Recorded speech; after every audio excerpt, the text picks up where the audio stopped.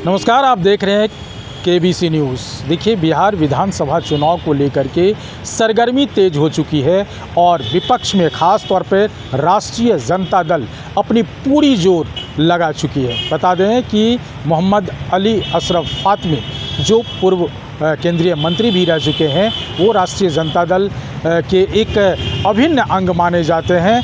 लालू प्रसाद यादव से बहुत ही प्रेरित हैं और साथ ही संगठन को मजबूत करने में एड़ी चोटी का जोर लगा चुके हैं और 2025 चुनाव और तेजस्वी प्रसाद यादव को मुख्यमंत्री के गद्दी पर बैठाने को लेकर के क्या कुछ कह रहे हैं, ज़रा आप पहले सुनिए फातमी साहब क्या कह रहे हैं।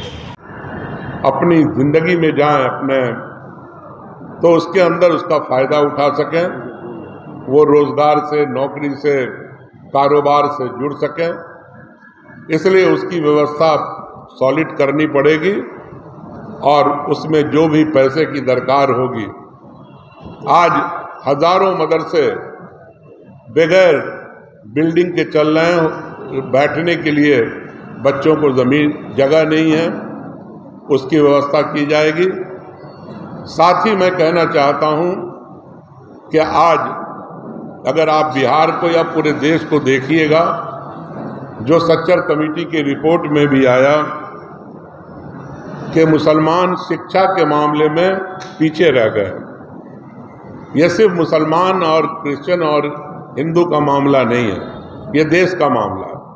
अगर कोई भी आबादी पीछे रह जाती है शिक्षा में, तो मुल्क पीछे जाता है। इसलिए हायर एजुकेशन हो, सेकेंडरी एजुकेशन हो, प्राइमरी हो, ये ध्यान रखा जाएगा कि अल्पसंख्यक का गांव और उसकी आबादी कहीं बचे नहीं जहां पर शिक्षा की सही व्यवस्था न हो, और उनको मौका दिया जाएगा कि वो अपने तालीम को अच्छे से हासिल करके एक अपना अच्छा भविष्य बना पाएं।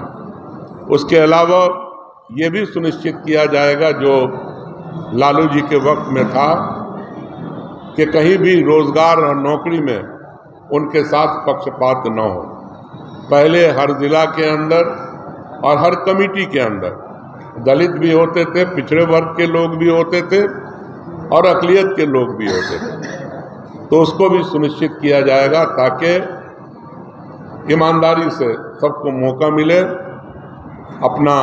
अपने अपने इलाके में आगे बढ़ें, प्रदेश तरक्की करे, मुल्क तरक्की करे और सभी गरीबों को मौका मिले। बिहार के अंदर एक खूबसूरत बिहार, जो तेजस्वी की सोच का बिहार होगा, जो नए युग का बिहार होगा, उसके लिए हम लोग मेहनत करेंगे, काम करेंगे और बिहार के कोने कोने में घूम करके अपनी पार्टी को मजबूत करेंगे और अल्पसंख्यक प्रकोष्ठ के जरिए सभी लोगों के पास पहुंच करके उनको बताने का काम करेंगे कि अब 20 साल हो गया, बिहार कहां से कहां पहुंच गया, बर्बाद हो गया दूसरे राज्यों के मुकाबले में। उसको ठीक करना है, इसमें अपना सहयोग दीजिए और तेजस्वी यादव को मुख्यमंत्री बनाइए। धन्यवाद। तो आपने सुना, उन्होंने नीतीश सरकार साथ में सुशासन सरकार को जोड़ते हुए कहा कि जिस तरह से अभी बिहार में स्थिति पनपी हुई है, भ्रष्टाचार से लेकर के अपराध तक और पलायन तक को भी उन्होंने जोड़ा। तो उन्होंने कहा कि तेजस्वी की अगर सरकार आती है तो सबसे पहला एजेंडा हमारा होगा उद्योग और शिक्षा। इन तमाम चीज़ को लेकर के उन्होंने एक बात और जोड़ा कि एनडीए की सरकार और नीतीश की सरकार में मुसलमान अशिक्षित होते चले जा रहे हैं। उन्होंने हवाला दिया है कि अभी जिस तरह से मदरसे की हालत है वो बद से बदतर है। इन तमाम चीज़ों को लेकर के 2025 चुनाव को लेकर के क्या राष्ट्रीय जनता दल पूरे मुसलमान कम्युनिटी को एकजुट करने के लिए फातमी साहब को सामने खड़ा किए हैं और 2025 के चुनाव को जीतकर सामने लेकर आएंगे। अमलेश आनंद, केबीसी न्यूज़, पटना।